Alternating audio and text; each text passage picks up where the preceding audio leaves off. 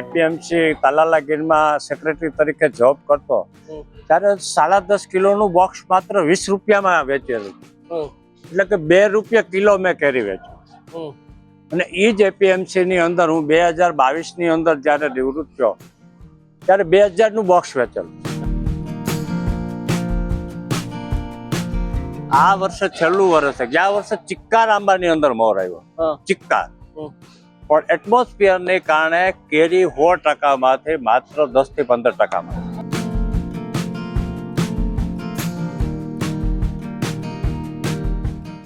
સો 100% આંબાના પાકને વીમામાં આવરી લેવું જોઈએ. તાલાળા એટલે કેસર, અને કેસર માટે તાલાળા દુનિયા અને દેશ દુનિયામાં ફેમસ. હું તમને આ કેરી અને આંબાની આખી પાક છે એની વિશેની માહિતી આપી. હાલના સમયમાં શું સ્થિતિ છે, એક અનુભવી નિષ્ણાંત. રામ રામ. મજામાં? તમે તાલાળા માર્કેટિંગ યાર્ડમાં સેક્રેટરી હતા. તમને મને એમ છે કે આંબાની ખેતી, આંબાના ફસલ, આંબાની પાક, કેરીના ઉત્પાદનો અને વિદેશમાં એક્સપોર્ટ, ઇન્કમ બધી ખબર હશે. તો મારે એટલું તમને પૂછવું છે કે હાલના સમયમાં આજે કેરી આંબાનું પાક છે એની કેમ દિવસે ને દિવસે સ્થિતિ નબળી લાગે? અમે દર વર્ષે એવું સાંભળીએ કે આ વખતે કેરી મોંઘી મળે. બરાબર છે. આમ તમે જોવો તો ગીર વિસ્તાર એ કેસર કેરીનું એપિસેન્ટર કહેવાય.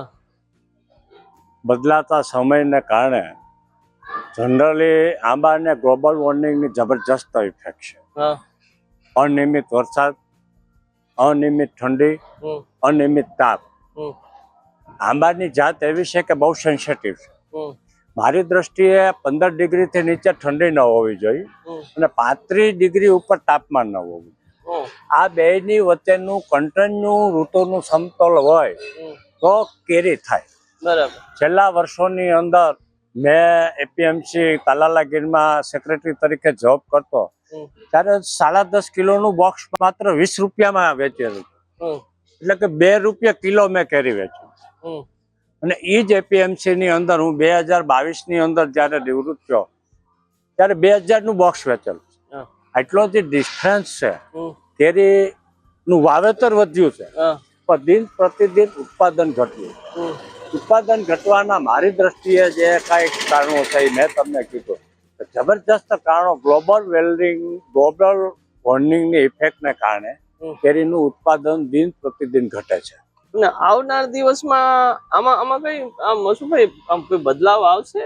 લોકો એવું કોઈ પૈસા વાળા થશે? કેમ કે અત્યારે કાઢવા માંડ્યા છે ઘણા બધા ખેડૂતો તાલાળા તાલુકાના એમ કે અમે કાઢીને હવે અમારે નથી રાખવું આંબા પાકી કે કંટાળ્યા. તમારી વાત 100% સાચી છે. છેલ્લા 10 વર્ષ થયા ખેડૂને આંબાનું ઉત્પાદન 0 છે. ખેડૂ પાયમાલ થયો છે. ગીર વિસ્તાર જે આર્થિક રીતે સદ્ધર છે, સુરત, રાજકોટ, અમદાવાદની અંદર શેઠ છે, એ લોકોએ શોખ ખાતર બગીચા રાખ્યા છે. બરાબર. ખરેખર ખેતી કરવી છે અને ખરેખર એમાંથી ઉપાર્જન કરી અને ઘર ચલાવવું છે તો આંબામાં ભારણરૂપ છે. ખેડૂત આંબા પોસાય એવી પરિસ્થિતિ જ નથી. મેં કીધું ને કે ઋતુના ફેરફારને કારણે આંબા છે એ દિન પ્રતિદિન કપાવા માંડ્યા. હજી પણ કપાશે. આ વર્ષે છેલ્લું વર્ષ છે. ગયા વર્ષે ચિક્કાર આંબાની અંદર મોર આવ્યો, ચિક્કાર. પણ એટમોસ્ફિયર ને કારણે કેરી 100% માંથી માત્ર 10 થી 15%. આ તમે જે વાત કરી ને આંબાના મોરની વાત, અમે બી મીડિયામાં સાંભળી કે આ વખતે સરસ છે, આંબાનો મોર બહુ આવ્યો છે. પણ ઉત્પાદનની જયારે વાત આવે ત્યારે કેમ ટકા નીચે આવે છે? મેં તમને પહેલા વાત કરી કે આંબાને જયારે ફ્લાવરિંગ થાય છે, ફ્લાવરિંગ ની અંદર જે ઋતુની જરૂર હોય છે ત્યારે નવેમ્બરમાં આંબા ફૂટતા એ ડિસેમ્બરના એન્ડમાં હવે ફૂટે. કારણ કે દિવાળી ઉપર માવઠું થયું, ચિક્કાર વરસાદ થયો 8-10 ઇંચ, એટલે જમીન ઠંડી પડી ગઈ. જમીન ઠંડી પડી ગઈ એટલે એનું આવરણ મોડું આવ્યું. હવે ડિસેમ્બરના એન્ડની અંદર આંબા ફૂટે છે. હવે આંબા ફૂટે છે તો મારી દ્રષ્ટિએ જાન્યુઆરીની 15 પછી એ ક્રમશઃ એમાં મોરમાં ફ્લાવરિંગ આવશે. જો ફ્લાવરિંગ આવશે અને હિમાલયની અંદર બરફ વર્ષા થાય અને જોરદાર ઠંડી પડશે તો જે કોઈ પરાગમન થાય છે એ પરાગમનને કારણે એ આખો મોર છે એ આખો બળી જાય છે. બીજું કારણ કે જે પેસ્ટિસાઇડ દવાનું પ્રમાણ છે એ કૂદકે ને ભૂસકે વધ્યું છે. આંબાની અંદર જ્યારે ફળીકરણ થાય ત્યારે મધમાખીની જરૂર હોય છે. નર અને માદા ભેગા થાય ત્યારે માખીઓનું પ્રમાણ ઘટ્યું છે અને ફળીકરણ યોગ્ય પ્રમાણમાં થતું નથી, એને કારણે પણ ઉત્પાદન ઘટ્યું. પછી બીજી એક સરકારમાં માંગ છે, મગફળી છે એને વીમો છે, આંબાને પાકને વીમો નથી.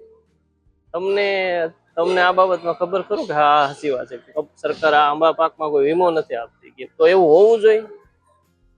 100% આંબાના પાકને વીમામાં આવરી લેવું જોઈએ.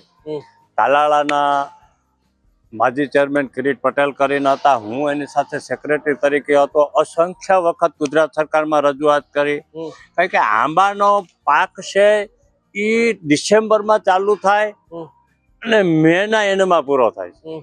સરકારને 6 મહિના માટે એમાં વીમોને આવરી લેવો પડે છે અને 6 મહિનાની અંદર ઘણા ચઢાવ ઉતાર આવે છે.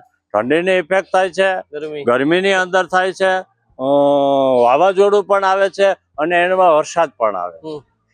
વીમાની અંદર સરકાર જો આ કેસર કેરીને અથવા બાગાયતને આવરી લે તો એનું ભવિષ્ય થોડુંક જળવાવાની શક્યતા છે.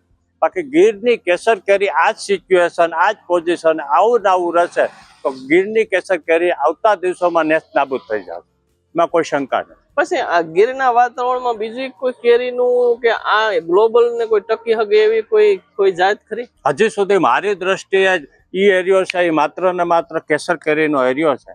મોટા ભાગે 100% ગણું તો 100% એમાં કેસર કેરીનું જ ઉત્પાદન થાય છે. મારે પોતાને પણ બગીચો છે. મારે ગયા વર્ષે 40 વર્ષના બગીચાની અંદર 1 લાખ રૂપિયા સામાજ્યા, 1 રૂપિયાની આવક.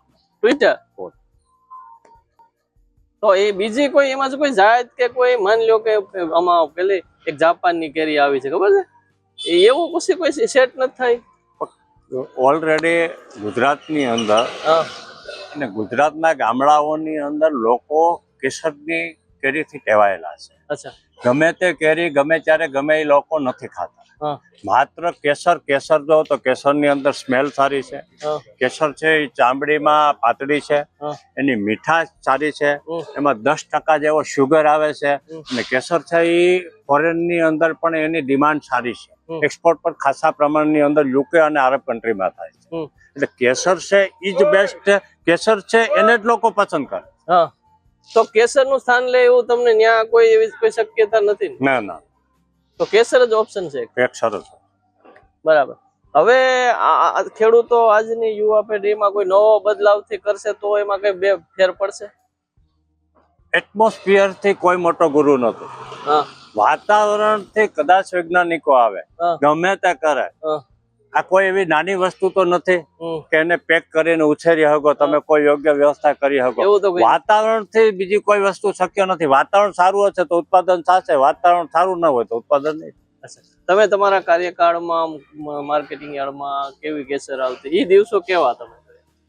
મેં પહેલા જ કીધું કે મેં મારા કાર્યકાળની અંદર કેસર કેરી અમારા એપીએમસી ની અંદર 1 વર્ષની અંદર 20 લાખ બોક્સની ખરીદ વેચાણની પ્રક્રિયા કરી કે જે એપીએમસી ની અંદર કેરી મૂકવાની જગ્યા નહોતી અને 20 રૂપિયા 10 કિલોનું બોક્સ વેચાતું અને ચિક્કાર કેરીની આવક થતી હતી. ખરીદનાર કોઈ નહોતો અને કેરી દેશી ભાષામાં હળેર થતી. તો એના પ્રમાણમાં આજે કેરીના ઈ જ એપીએમસી ની અંદર 5 થી 6 લાખ બોક્સ આવે છે. એટલે આપોઆપ આંકડાની દ્રષ્ટિએ તમે કમ્પેર જ કરો તો 75% એમાં ઉત્પાદનમાં ઘટાડો થયો છે. ઓન પેપર જ ઘટાડો એટલો છે. અચ્છા, પછી ખેતી મોંઘી થઈ ગઈ છે એને લીધે ઘટાડ્યું એવું તો કશું નથી ને? ઉત્પાદન થાય તો મજૂરી તો ખેડૂતને પોસાય એમ, કારણ કે મે મહિનાની અંદર જનરલ 400 રૂપિયા જે મજૂરી હોય છે કે મજૂરી એ મહિનામાં 700-800 રૂપિયા હોય છે. ઝાડવા મોટા થઈ જાય છે, ઉત્પાદન ખર્ચ વધે છે, પણ ઉત્પાદન થાય તો ખેડૂતને પરવડે છે કારણ કે એની ખરીદ શક્તિ વધી છે. જે કેનિંગ પ્લાન છે, જે પલ્સ બનાવે છે, ઘણી બધી ફેક્ટરીઓ કેરી ચિક્કાર ડિમાન્ડ છે. એટલે ખર્ચ મજૂરી તો ઉત્પાદન થાય તો પોસાય છે, બાકી નો પોસાય. બરાબર. તમને ઈ જૂના જમાના એ લોકો તમારે ત્યાં જે આખો એક સમુદાય છે તમે જેમને રહેતા એ લોકોનું શું કહેવાનું છે? કે આજ કહેવાનું છે કે આપણે જે હતા એ ટાઈમ ગોલ્ડન ટાઈમ હતો, હજી હવે એવું કશું રહ્યું નથી એવું લોકો તમને કહે? જનરલ તમે જોવો તો ત્યારે ઉત્પાદન પુષ્કળ હતો, ભાવ નહોતા. હા અત્યારે ભાવ છે, ઉત્પાદન નથી. અચ્છા કેરી ખાનાર માટે ગોલ્ડન પીરિયડ હતો, હા આમ જનતા માટે, હા કારણ કે પબ્લિક ને સસ્તી કેરી મળતી. હા હા હા અત્યારે કેરી ઉત્પાદન નથી થયું એટલે કેરી મોંઘી થઈ જાય. હા પીરિયડ તો બે કમ્પેર જ હતા. હા ઓલું ઉત્પાદન ચિક્કાર હતું, આ ઉત્પાદન નથી, એટલે ખાનાર માટે મોટી ઇફેક્ટ. આ વર્ષ કેવું 26 માં કેવું રહેશે?